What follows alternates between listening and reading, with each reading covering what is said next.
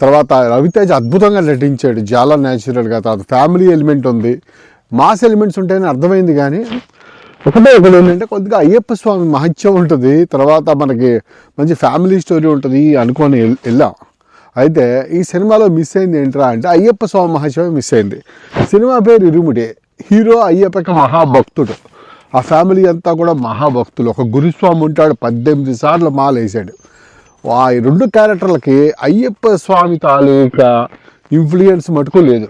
ఒకటి hero character అద్భుతంగా నటించాడు రవితేజ, అతనికి ఫాదర్ అండ్ డాటర్ రిలేషన్ చాలా బాగా క్లిక్ అయింది. కానీ ఒకటే మిస్ అయింది ఏంటంటే ఆ హీరో రవితేజకు అయ్యప్ప దీక్ష వేసుకున్న తర్వాత ఆయన ఎన్నాళ్ళకు ఆ మందు అలవాటు మటుకు మానలేకపోతాడు, దాంట్లోనే ఉంటాడు, అదొకటి.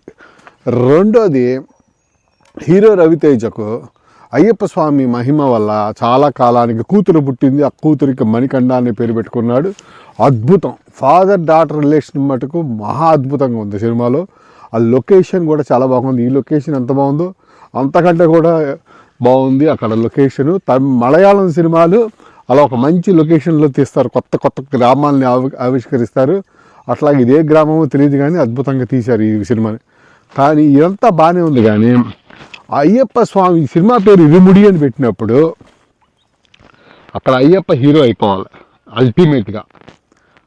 నేను ఎందుకో చెప్తాను. అయ్యప్ప మాల వేసిన వాడికి కష్టాలు ఉండవు, వాడి జీవితంలో కష్టాలు పడతాడు కానీ వాటి నుంచి బయటపడతాడు, కానీ కష్టాలకి బలి అవ్వడు. ఓకే, అలాగని గురుస్వామి గారు ఎవరైతే ఉన్నారో ఈ సినిమాలో ఒక కోవర్డ్ లాగా, ఒక పిరికివాడిలాగా ఉండాడు. సో మీరు అయ్యప్ప క్యారెక్టర్ పెట్టినప్పుడు అది కొంచెం జాగ్రత్తగా ఉండాలి. అలాగని ఈ సినిమాలో కొన్ని సీన్లు ఉన్నాయి, ఆడపిల్లలు ఓకే అబ్యూజ్కి గురి కాబడతారు, స్కూల్ పిల్లలు. ఆ సీన్లు ఈ సినిమాలో తీయటం పెట్టడం అంటే అది ఇలా జరిగింది అని చెప్పేసి వదిలేసినా కూడా బాగానే ఉంటుంది. కానీ ఆ తీసుకొచ్చి దాన్ని పిక్చరైజ్ కూడా చేయటం వల్ల ఇరుముడి అనే సినిమా ఫ్యామిలీతో చూడొచ్చు అని చెప్పి ఆడపిల్లలతోటి పెద్దవాళ్ళతోటి వెళ్ళి నాకు సినిమాని కరెక్ట్గా ఒక 75% చూసిన తర్వాత ఆ సీన్లు భరించలేక నేను థియేటర్ నుంచి బయటకు వచ్చేసాను. ఫర్ ద ఫస్ట్ టైం ఒక సినిమాకి వెళ్ళిన తర్వాత నేను థియేటర్ల నుంచి బయటకు వచ్చేయటం అనేది ఫ్యామిలీతో ఇది ఫస్ట్ టైం. ఎందుకంటే ఆ సీన్లు ఏవైతే ఉన్నాయో సినిమాని చూడటానికి ఎమోషన్ కోసం కూడా వెళ్తాం, కానీ రాత్రిపూట పీడకలలు వచ్చే సీన్లు సినిమాలో ఉంటే ఆరోగ్యానికి మంచిది కాదు, మన జీవితంలో మన కాన్ఫిడెన్స్ కూడా దెబ్బతింటుంది. అలాగే ఈ సినిమా చూసిన వాడికి అయ్యప్ప స్వామి మీద భక్తి పెరుగుతుందా తరుగుతుందా అని ఆ విషయం ఆలోచించకుండా సినిమాని సినిమాగా చూస్తే ఓకే, పాటలు అద్భుతంగా ఉన్నాయి, అయ్యప్ప పాటలు తిరుగులేదు. కానీ వాళ్ళు ఏం అబ్జర్వ్ చేస్తారు, ఈ సినిమాలో హీరోకి అయ్యప్ప హెల్ప్ చేశాడా, ఈ సినిమాలో అయ్యప్ప మాలలు వేసుకున్న గ్రామస్తులకి అయ్యప్ప హెల్ప్ చేశాడా, అది కదా చూస్తాడు. ఎందుకు ఇరుముడి అని పేరు పెట్టినప్పుడు మనం ఆ విషయాల్ని మనం పట్టించుకోలేదు అనేది నాకు అర్థం కాదు. అది పక్కన పెడితే ఇవన్నీ ఒకసారి cinema already block buster hit వచ్చింది టాక్. కానీ నేను ఒకటి చెప్తాను, బ్లాక్ బస్టర్ అంటే industry hit, block buster okay, అలా టాక్ వచ్చింది కదా ఫస్ట్ డే. కానీ ఈ ఎలిమెంట్, నేను చెప్పిన ఎలిమెంట్ మీద సినిమా తగ్గుద్ది చూడండి. ఇంతకుముందర ఎన్టీఆర్ కథానాయకుడు సినిమా కూడా నేను అలాగే చెప్పాను, ఫస్ట్ డే సూపర్ అన్నారు, కానీ ఎక్కడో తేడా కొట్టింది నాకు. అయితే ఒక్కోసారి ఫస్ట్ డే బాలధన హిట్ అవుతే బాగున్నాయి అన్నీ కూడా తగ్గుతాయి, ఈ సినిమా కొంచెం తగ్గుద్ది కానీ హిట్ అవుతుంది. ఇంకోటి రవితేజ క్యారెక్టర్ అద్భుతంగా నటించాడు.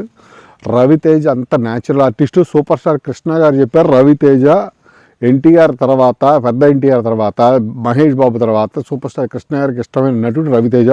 ఈ సినిమాలో అయితే రవితేజ చాలా క్లోజప్ షాట్లు కూడా చాలా ఉన్నాయి, ఎమోషనల్ షాట్లు. ఎలా నటించాడంటే అలా నటించాడు. అలాగనే కొన్ని గూజ్ బంప్ సీన్లు కూడా ఉన్నాయి. ఫర్ ఎగ్జాంపుల్ రవితేజ సింపుల్గా లుంగి కట్టుకొని మామూలు చొక్కా వేసుకొని ఏ ఫైట్కి వెళ్ళిపోతాడు, అక్కడికి వెళ్ళి లుంగి ఊడిపోకుండా కొట్టేసి వస్తాడు. ఓకే, ఎంతమందినైనా సరే.